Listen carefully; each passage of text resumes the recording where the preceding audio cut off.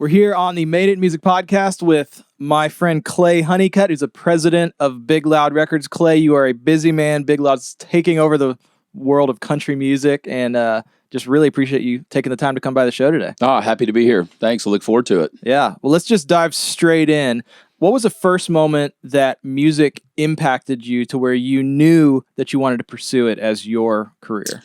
I mean, I always loved music. The house I grew up in with my mom and my brother, music was such an important part of our lives. And my mom was a big music fan, so there was always music playing. There was always something going on in the house. And then my brother, who's 3 years older than me, he turned me on to Van Halen and Styx and some of the other rock bands of that generation. And I always loved music. I think the moment, though, where I knew when I got into the business and got into radio, that's when it really tripped the trigger for me big time. I was an intern in college. I was doing an unpaid internship at a country station in Chattanooga, a station called US 101. And that's where I truly fell in love and said, I want to make the music business my career in one way or the other, was just because then you're around artists nonstop. You're around the music all the time. And that's where I really got the fever, I think. So about my second or third year in college and with an internship. So it was really where it kind of turned for me. Yeah. Well, one thing that I appreciate about you is you've used this term that I feel like over and over again, that it's about controlling your own destiny, writing your story. Can you talk about how maybe the phases of your career going through radio and now being at Big Loud, how did that chronologically unfold? Well, I think it started in college with the internship I was doing. I'd done an internship with a TV station in Chattanooga, and then I did the internship at US 101, and that's where I really kind of figured out. I knew when I finished the internship in TV, I knew that wasn't for me. It wasn't fast enough. It wasn't energetic enough. There wasn't enough. There just wasn't enough energy there. And when you went into a radio station, there was. And so really felt compelled to jump into that. So that was the first moment. I think the next moment was, making a decision to leave Chattanooga and go to Cleveland, Ohio and run a station called WGAR. And we knew nobody. My wife and I knew nobody in Cleveland. And it was just one of those situations that it was a great opportunity. And I knew that if we got there and we did our job and we did a really good job of resurrecting a great radio station, because I think it was 10th or 11th in the market when we got there. When I left, it was number one. So that was a great success. And that enabled me to go on and run WSIX in Nashville. And then Atlanta, we launched the Bull. Which I don't just want to skip over that too, because for a lot of the listeners who maybe not be familiar with that, WSIX, that's you're in the king of country music. Yeah, you're radio, in the hub right? of it. And there was some of the great experiences there. I certainly got to work with Jerry House, one of the greatest air personalities that I've ever been around, one of the most creative individuals. And I think in every situation, you learn things as you go that you'll repeat and things that you won't repeat. But it was, WSIX is a legendary radio station and has been the home to so many great people and has done so many great things.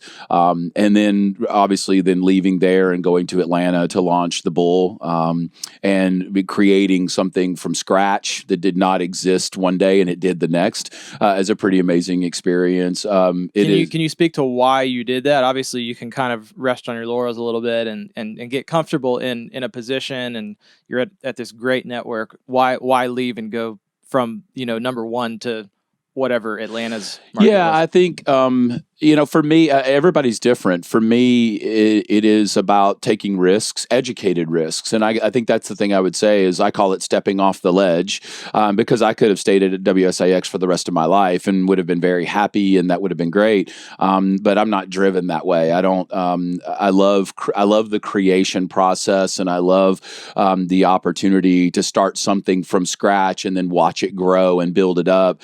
There's no better satisfaction now as a label president to stand at the mixing board of at front of house at a show and watching Chris Lane or Morgan Wallen or even Jake Owen sing the songs that we worked with them on and that they created, but we went out and worked and promoted and built up and had a number one or a top 10, and watching the fans sing that back to them.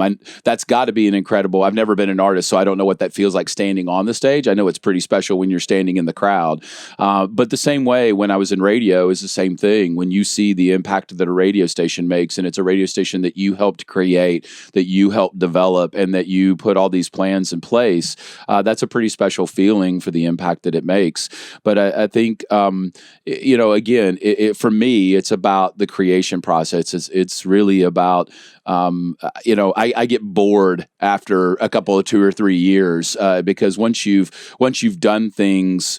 Okay, this is the 4th or 5th time I've done this. You kind of say, okay, I need to do something different. I need that energy. I need to be creating something else or something that really interests me because I feel like I've been there, done that. And so I think, when you're on the label side, it's different because every artist is different. And it's, even though we've launched artists and we've done things, and we've done some amazing things, every artist has their differences, and it's a new approach and it's a new way, and their vision is different and things like that. And it's no different than a radio station. So I think when I left WSIX and I went to Atlanta to create that and to work with the team there, and we had some amazing people and we did some great things. Again, it was an educated risk inside the company, knowing if we could go there and develop those radio stations and build them up and really make them great, but it also enabled me to take the next steps, because I had an old boss one time tell me, he's like,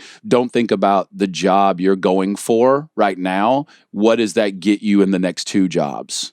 And so have a longer vision of where does that take you? Because if you're just looking at this next step, that gets you to a certain point. But if you boxed yourself in at that point, then what are you going to do? Where do you want to be? Where do you want to be 10 years from now, 12 years from now, 15 years from now? And what do you want to try to do? And so I think that longer vision is some of the reason why I, kind of stepped off the ledge, as I said, to leave a very safe and secure WSIX to go to something that didn't even exist at the time. And those are important to me. Those are things that drive me. Those are really important pieces. Yeah. And maybe you can clarify that a little bit, because you were, at one point after that, the senior VP of programming at Iheart Clear Channel.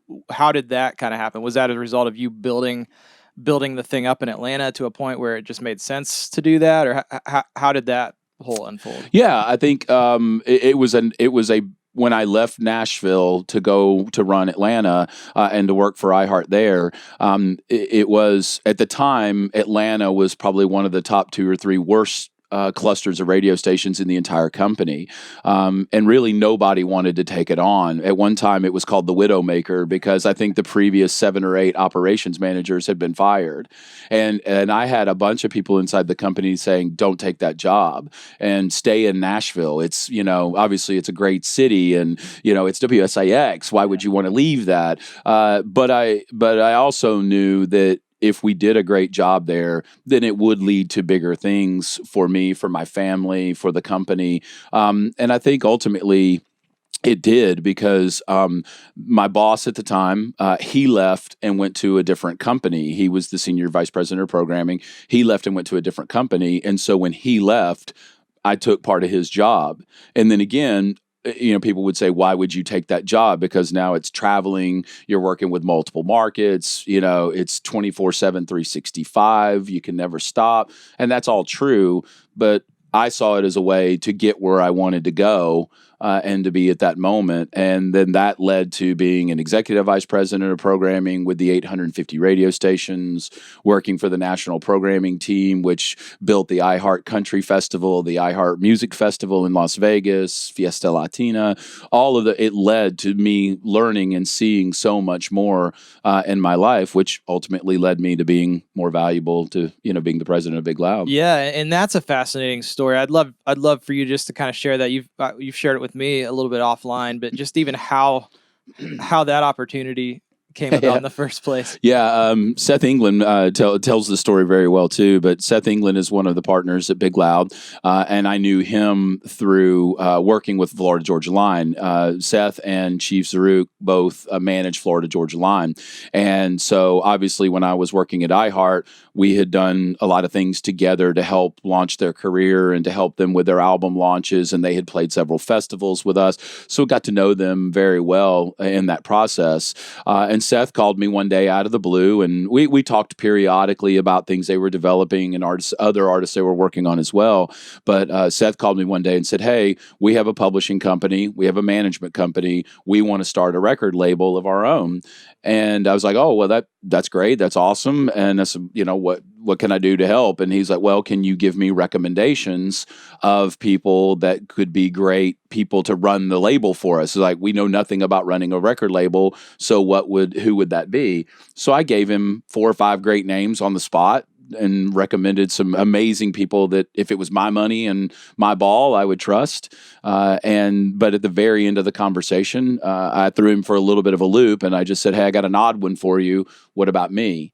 And he stumbled and stammered a little bit because when the head of Iheart programming says, "Hey, consider me," I'm sure I put him on the spot, and he wasn't intending that. And I told him at the time, I was like, "Hey, look, I'm just throwing it out there. If you go with any of these other individuals, obviously no hard feelings. You do what you need to do for your business, but I'd love to have that conversation." So he went away for about a month. I didn't hear from him, so I thought it was dead. And then he came back about a month later and said, "Hey, were you serious about that, about you?" And I said, "Yeah, very serious, for the right opportunity, the right situation, part ownership. If I had a stake in it, for sure." So he went away for about another month.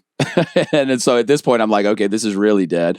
And then he came back and said, "Hey, the partners and I want to sit down and talk to you about this. We're serious about this. We had to get all of our stuff in order because the original 4 partners already existed prior to me." And they said, "We had to get our ducks in a row, but now we're ready to talk." And so then we spent the next 2 to 3 months talking about that and finally put it together. And then I went in and quit my job and left on a journey. My last day at Iheart was on a Thursday, and my first day with Big Loud was the following Monday. So I had a whole 3 days off, and left on a 20-week radio tour with Chris Lane. So what was it about Seth England and their crew that they had at the time? Which, if I'm hearing it right, the label wasn't even a thing; it was an idea. Right. Correct. What was it about them that made you bring that up? Because you talk a lot about like calculated risks. Mm-hmm.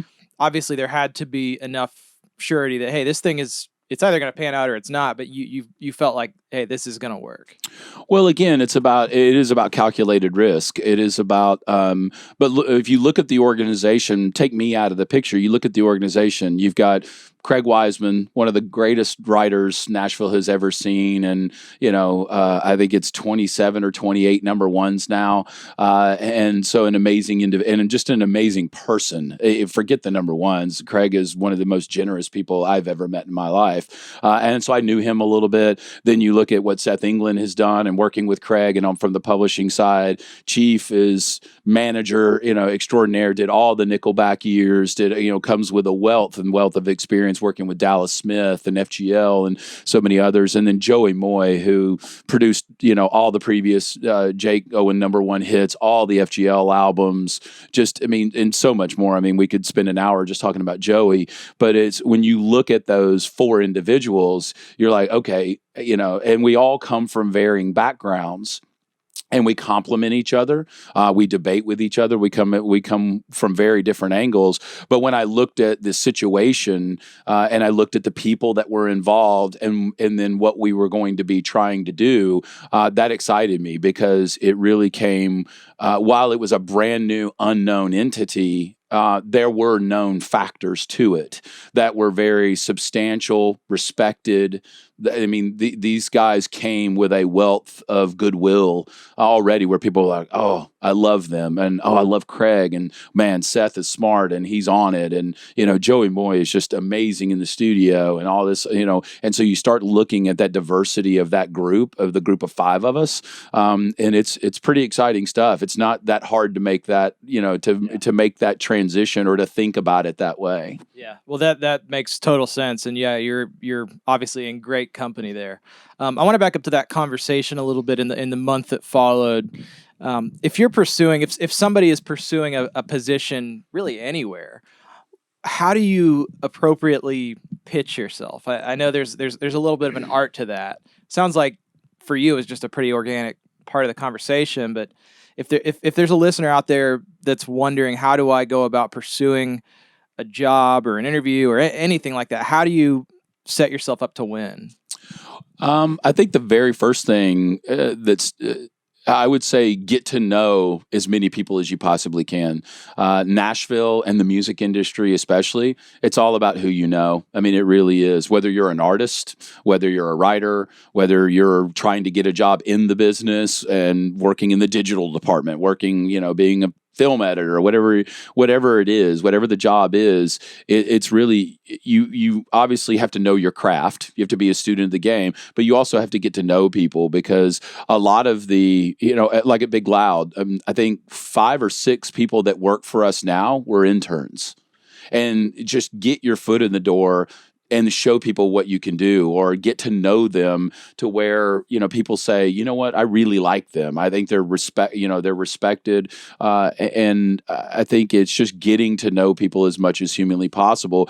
And then the other thing I would tell people is, don't be afraid to do anything. I mean, when I started in the business, I would do anything. I would empty the trash cans. There's nothing. I mean, even now as the president of the record label, and we're such a tight group that, I mean, if I'm walking across the parking lot and there's a box in the parking lot that needs to go in the garbage can, I pick it up and throw it in the garbage can. It's like, don't be afraid. Nobody's too good to do anything. I see a lot of people today that are trying to start in the business, and there's things they don't want to do. And I don't understand that. As like, if you want to be in this business bad enough and you want it bad enough, you'll do what it takes. And I see a lot of that today, where people don't want to, and they want to come in and they want to make 6 figures right out of the gate. And I'm only working these hours and things like that. And it's like, this is a passion project. This is a lifestyle. This is not a job. And it is, and it's important for people to understand that. But I think, going back to the root of your question, get to know everybody you can, because it wouldn't have happened for me if I hadn't known Seth. If we hadn't nurtured that relationship a year and a half before he ever called asking for suggestions, A, he wouldn't have called me for recommendations, and B, I wouldn't have had the opportunity to drop that on him in that moment. And then if I hadn't known him, then he wouldn't have followed up and said, "Hey, were you serious?" And he wouldn't have known my past and my career path, and hopefully that I did it right for the 24 years before he came along, and things like that. And so I think it all came from me knowing him and working well together and having a respect for what they built, him having a respect for how I worked, and that kind of stuff, or never would have happened. And that's any job I've had. I mean, I got WSIX and those jobs because of the bosses that I had that believed in me, and because I had done everything they had asked me to do, and they trusted me and respected my work. And I liked working with them. And then when I went to Atlanta, it's because the boss I had in Nashville had moved up in the company, and he was asking me to take on one of the biggest tasks in the company. And that's it's because he knew the work, but I had also done everything he'd asked me to do. And again, but it's because I knew somebody, and you work hard. And those are the 2 basic fundamentals. It's not brain surgery. It's just, work your butt off. Yeah, that's good. Well, that's a kind of a common thread that we're uncovering a lot on the podcast, is how much of it is just about the relationship.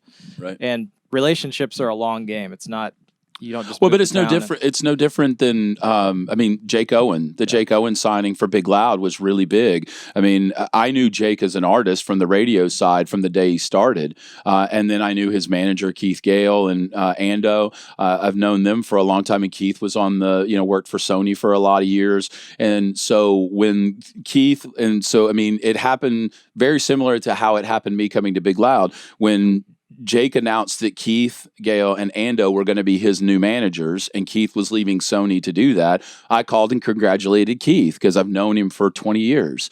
And then I said, hey, just happened to say, hey, you know what? If Jake Owen is ever a free agent, you know what a fan I am. Joey Moy produced 5 of his current, at the time, 6 number ones.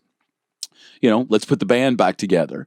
And he was like, okay, that sounds great. And that kind of stuff. Well, about 6 months later, he reaches out and said, hey, were you serious about that? And I said, yeah, we were serious about that. Are you? And he said, yes. And so we started talking. And then 4 or 5 months later, we wound up signing Jake Owen. And here we are a year and a half later. But it's one of those deals where it's just because of you knew somebody, called to congratulate them, made a comment. 6 months later, it rolls back around. It's all about who but Jake wouldn't have come to Big Loud if he and the others had not respected Joey's work, had not known how we do our business, knowing that we would work hard for them and that we would be great partners and those kind of things. So it all goes back to that. It happens every time. If you look at successful stories, that's probably about 90% of how it happens. That's so good. Well, I want to really drill into what I would love to kind of dive in as the overall theme of this conversation is just something that you're doing very well as a president is running a successful music company that's actually getting things done. Sounds like when you came in, you came in as a partner. It was like, hey, we're putting this all in on the table, and it's this is a big bet that we're going to make. So can you talk about maybe that early season? What did that look like? What were the conditions when you entered the company? Did you have to pursue outside investment? How did you launch in the first place? Yeah, when we launched in the first place, it really was the 5 partners, and it was all of our money. There is no outside funding. There is no capital investment from an outside party. We looked at that early, and there were people that came to us and they wanted to invest for a certain percentage of the company, but we wound up saying no, and it all because it was all about control and vision. We kind of had a vision as a group of what we wanted to do and how we wanted to do it, and we didn't want to be beholden to anybody that would have a say in whether and how many artists we signed, what kind of artists we signed, when we released music, how we released music, what music we even cut, or anything. We wanted to develop that, and we didn't want to have that that outside person looking over our shoulder, calling the shots or having a say in what we did. And so that was really a fundamental part of starting the company. But when we started the company, we knew that when we shoved all of the money to the center of the table, as it goes, we knew we were fully funded for 4 years, no matter what. And even if we didn't make a dime, we knew we were fully funded for 4 years. And that's including staffing up and that's everything. Everything. That's all in. So just looking at projections, looking at a basic budget of what we needed to run the operation, and doing a lot of projections of what that was going to take, and that was a lot of the early stages, was really setting those numbers and setting those budgets, and okay, how much are we going to need to pay for this person, that person, what's our rent like, you think about every granular thing you could possibly think about, and how much is it going to take us to cut music and to make videos and all of those kinds of things, and so you take all that into account. Look at it of saying, okay, then we think we can, for a year, if the first year it's going to cost us this much, the second year it's going to cost us this much, the third year it's going to cost us this much, and the fourth year it's going to be this. Okay, that's the all-in number. Let's make sure we don't start this, because I think what some people have done a disservice to independent record labels, because they start and they get a year into it, and then they're like, okay, this isn't going well, I'm losing too much money, or I can't make it, or I thought this was going to be cheaper, and then they close their doors. And so then people, I think, don't take those seriously. And so ours was, okay, because we're also asking people to come to work for us. and we're asking them to trust us and to buy into the vision. Yeah. Hey, we're gonna be here tomorrow. Yeah, right. And it's and look, the thing about people ask me about Big Loud all the time, and why is it such a special place? Every single person on the record label, without a doubt, every single person quit the job they were doing to come work for Big Loud. Stacy Waugh, VP of promotion, left a job with another record label to come do that. Allie McCoskey, she was a national at another record label. Candace Watkins was in the marketing department at Universal Music Group. Patch Culbertson, VP of A&R, was working for Republic New York. All of these people had really good jobs. And myself, leaving Iheart, I could have stayed there for the rest of my career if I'd wanted to. But there was a vision, there was a belief, and people wanted to do something different and really make an impact and have a life outside of that. And so it's really important. So from a partner standpoint, we have to be able to reassure them, if you come with us, we're going to be here. This is not a fly-by-night thing. And so that was a big part of launching the label and getting people to believe. But we shoved it all in at the center of the table and started developing, started hiring, started building off of that, and really just kind of controlling our own destiny. And that's what we do every day, because the artists we sign, we don't sign fast. We only have, I think there's 7 artists on the label now, and we're 3.5 years in. There are some labels that have signed 7 artists this year, and so we're not trying to find things. We're not trying to throw things against the wall. Let's sign 12 things and hope that 3 things stick. Because we're asking, just like we asked the staff to leave their jobs to come work with us, and they did. We're asking artists to trust us with their career and to trust us for the next 3 to 5 years, because what you put out there, everybody sees, and it's all about credibility and being able to say, this is who we are, this is what we do, and we're making a commitment to the artist. The artist Hardy that we just signed and we just started releasing music on last October, we're going to release 20 songs over 12 months on him. And it's because we believe in him as an artist, as a complete artist, not as one song. It would be doing a disservice to him to say, hey, sign with Big Loud, and we're going to put out one song and let's see how that goes. Why would he ever do that? I don't understand that, but we see it every day. Man, I have so many follow-up questions. Sorry, I know I'm throwing a bunch of, I'm just spewing a bunch of stuff at you. It's like drinking from a fire hose. It's awesome. So many follow-up questions. Let's start with this. It sounds like you made a clear distinction, because there really are a couple ways of doing it. Like, as a label or manager, is really just to sign a bunch of stuff, put a little bit into each one, don't spend too much money on either one, put it out, see what sticks, and then put your money behind that.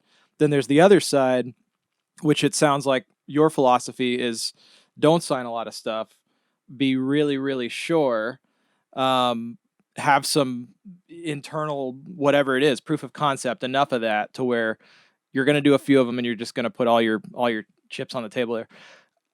What is that vetting process like for you? What are maybe talk about some of the metrics that you look for? Are there metrics? Is it more of a gut feeling? How do you evaluate that?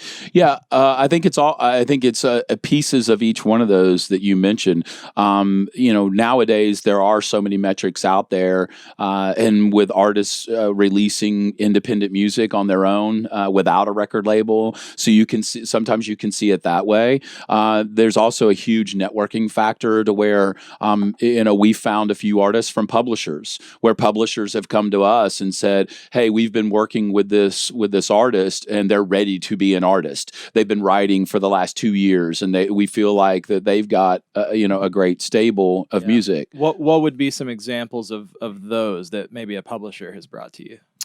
I think Hardy was certainly one of them. I mean, that started as a relationship from writing, because we were being pitched songs by Hardy, and he wrote Simple, a #1 for FGL. He wrote Up Down, but that was a #1 for Morgan Wallen with featuring FGL. He wrote I Don't Know About You, that is the current Chris Lane single. And then we were hearing other songs, so we were being pitched his songs, and it was one of those. And we kept asking, "Is like, okay, hey, who's the guy singing the demo? And it was one of those things where, and they were like, well, that's his name is Michael Hardy. We call him Hardy, and they were like, well, that's Michael Hardy. And then we got to know him, and he got to hanging around, and then he started co-writing with Morgan Wallen and FGL and those guys, and they were like, man, we love this guy. That he is amazing. I mean, he's really great and he's dynamic. And so we just started talking to him as, hey, do you want to be an artist? And it took a little bit, because at first he was like, no, I don't, that's not what drives me. And then the more we talked and the more he kind of told us of his vision of what he wanted to do, it kind of became clear that that was a great next step for him. Morgan Wallen, not that different. At the time, we were being pitched songs by him, for him, where the publisher would come in and say, hey, here's these songs. We want Chris Lane or somebody else on your roster to cut these songs. And we kept going back. It's like, but is that who's that singing the demo? And they were like, well, that's Morgan. And we're like, okay, let's get Morgan in here and let's talk to him about the vocal. The songs are great. Yeah, we agree the songs are great, but we want to talk to him about something else. And then we've had others brought to us that we didn't sign. We've missed a couple. There were some that we went after pretty hard that we didn't get because somebody brought it. Somebody said, "Oh, you need to see these guys or this girl or that guy," and we went and saw them, liked them, met with them, even made them an offer, and they went somewhere else, and that's okay. We always really think about those as, okay, there's a reason that didn't happen. We don't know what that reason is, but there's a reason that didn't happen. So let's move on. And it's just you can't dwell in that. But I think and so we see new artists and get those recommendations from a myriad of ways. Some are from their publishers, some are from their managers. Managers will call and say, hey, I just signed this new guy or this new girl. I really want you to see them. Or we'll see them at shows. We'll go out to a show and we're intending to see the second or third act, and we see this person opening the show, and we're like, hey, I know I came to see, artist number 3, but artist number 1 is pretty amazing. Let's go talk to her. Let's go talk to him, and really those elements. So I think in this day and time, there are, 7, 8 different sources that you can, you find new artists from. And then it becomes about passion, because we get passionate about it, and then we talk to that person, and if they get our vision and what Big Loud is about, then we'll work together. If they don't, it's okay. It's not for everybody. So obviously, one part of the attractiveness to some of these people is literally just their voices on these demos. Are these people like? Are there metrics that you kind of look at to go along with that? Like, do you go back and you're like, okay, well, we'll check out his social media if he has X amount of followers? There's that. What are some of those metrics, if any, that you guys look for? Yeah, the metrics are important, but the first thing we're looking for is voice. The second thing is that little bit of something, that star power in them, because you can always see it when you meet somebody. You go, oh wow, they're dynamic in their own unique way, whatever that happens to be. But there are always metrics involved. Sure, you're looking at their social followings. You're looking at if they've released music. What does that look like? How many followers do they have? Other pieces. You're looking, but we're really looking at everything. We're looking at, and we don't look at one thing in a silo, because there are metrics that will mislead you. And if the person's not great in a room full of people, then I can't fix that. You can work with somebody, and you can certainly try to bring them out of their shell. But there are certain people that walk into the room and they just capture the room, and we've all seen it. And those are dynamic people, and you can't train that. You can try to help bring it out, but you can't train that. And so I think there is clearly a metric universe involved in our world now that is really fantastic, and it does cut down on the misses when you do it right. But at the same time, you're still looking at the person. You're still looking at that one-on-one conversation, and you're getting their vision for who they want to be as an artist and what they want to record and what kind of music do they want to release. And then, every artist is a brand. It is what colors do they like? What does it look like, taste like, smell like, feel like? What's the texture to it? They are Coke. Coke has a brand. It's red, it's white, it's the Coca-Cola, it's legendary, and every artist is that way too. You just got to find that, and we try to elevate. We don't try to replace that or tell them what to do. It's really more about elevating that and bringing that out in them. Can you talk a little bit about one of the big parts of running a successful music company is obviously overseeing a team that's rowing in the same direction. How do you get the best out of your team members and then spin that into an organization that then attracts great artists and great talent, like from that perspective? Does that make sense? Yeah, I think it starts with hiring good people. I think that is because look, there are people that are experts in their field, and they're not, and they're just not good fits. We've talked about it when we go to hire somebody, when we look to add to the team now, we really think about the people we're interviewing are clearly good at their jobs, or they wouldn't be in the room. They've proven themselves to be successful in some realm or another. So they've made it to the room. Now, then we're looking at, okay, how does this person fit with us? Do they fit into the family? And we talk about that. It's like, are they going to be productive and energetic and bring, a different perspective? Are they going to be able to, because they're coming into an organization that's already running, and that's never an easy thing. And so are they going to be able to fit in with that group and run as fast as the rest of the team does?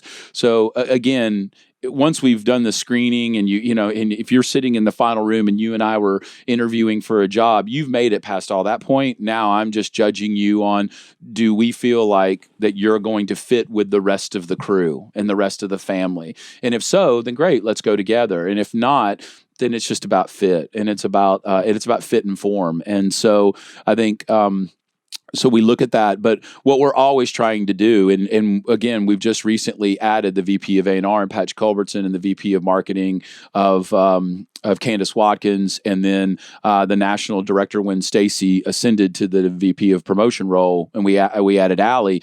Those were all the discussions about these clearly talented individuals in their own rights. But then it became about, did they want to fit with us, and did they fit our family? And they do, and and they've jumped in and they've brought a whole new element. But then, as a growing company, and sometimes it's a struggle. There are growing pains because you're injecting new people into the system, and they're bringing new thoughts, new ideas, new creation, new ways to do stuff. And when you've created something from scratch, sometimes it's hard to give up the way it's been done.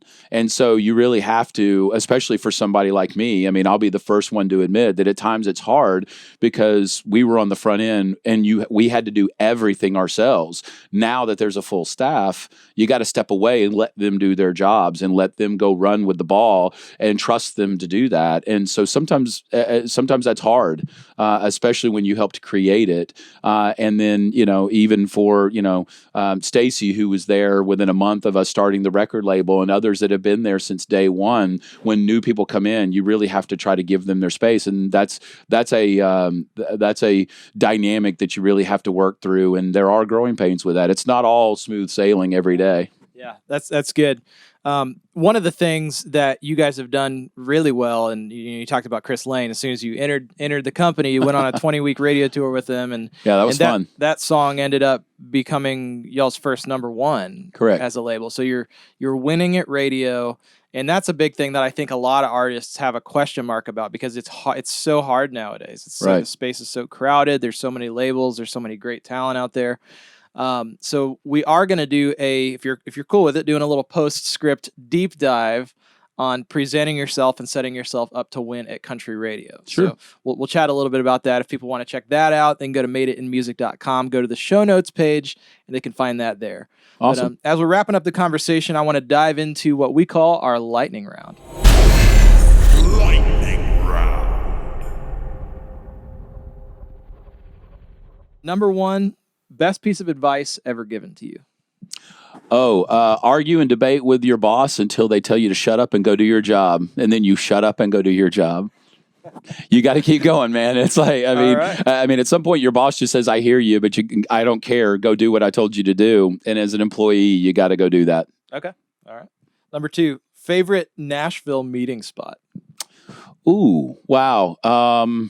Probably Fenwick's. I like to do breakfasts, and usually I can walk in there and I'll see about 8 people I know. So while I'm having my meeting, I'm also shaking hands and kissing babies. It's becoming the hot spot over It there. is. It is. Number 3, most awkward moment being in radio promotions from the other side. Like when you were in radio, you were programming. Was there an awkward moment that stands out? I think the awkward, I think there's not one specifically, but I think it's when an artist comes in, you've been hyped on it so much, and then they kind of crash and burn in front of you. And it's hard to be, that they're sitting there with their dreams raw right in front of you, and you have to find the delicate way to kind of go, that wasn't good. That didn't end well. So there's been several of those over my career. Yeah, and we'll talk about that in our deep dive of how to not crash and burn in that scenario. Sure. Number 4, first song that really impacted your life. Oh wow! I would probably say Bob Seger and the Silver Bullet Band, Against the Wind. Yeah, that was my second. That was my. I think I was 12 or 13. My mom was a big fan. That was one of my first concerts that I vividly remember was Bob Seger, and to this day, he's absolutely probably top 2 or 3 favorite artists of all time for me. All right, good call there. And last question in the lightning round: favorite city in the world that working in music has taken you to? Oh, wow. I got to tell you, I love Chicago. I lived in New York for 2 years, and it's great, but I love, there's something about Chicago that is a big city with a Midwest feel. It's a big city with a friendlier approach, but I love that whole Michigan Avenue area and along the waterfront and things like that. I love Chicago. Awesome. Well, good answers. Well, again, we're going to do our deep dive on winning at country radio. But Clay, thank you so much for taking the time to come by the podcast. It's just amazing to hear your story. Thanks for having me. I really appreciate it. It's awesome. Hey, what's up? Thanks for hanging out on this YouTube video with us. In case you didn't know, this is from the Made It in Music podcast, Season 2. We have a ton of awesome guests that come on the show, all music business professionals, to share their knowledge and experience with you. So if you want to subscribe to not miss any future episodes, hit that subscribe button on YouTube and you'll be notified about all of them. And in case you didn't know, we do a deep dive for every episode where we go really in depth on a certain topic from each podcast episode. So sign up right here to get free unlimited access to all of those deep dives from our podcast. And if you want to watch another Made It in Music podcast video, click here.